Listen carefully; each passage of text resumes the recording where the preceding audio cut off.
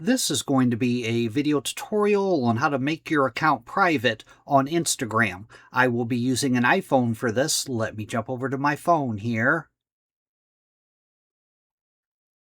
I have my phone opened up now and I am on Instagram. To make your account private on Instagram, first thing you want to do is open up settings. I'm going to go down to the lower right hand corner, down to my little profile icon.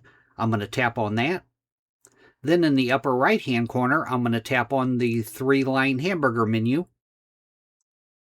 That takes you to Settings. Under the Settings page, I'm going to scroll down to where you see the Who Can See Your Content area. And right here, Account Privacy. Tap on Account Privacy. And right up here, Private Account. If you toggle this on right up here, it gives you a little more information on it. And you would just go down to the bottom and tap on Switch to Private. Now my account has become private. It asks me, do I want to make changes who can see my posts? I could tap on Review Followers and choose certain people to be able to see my posts.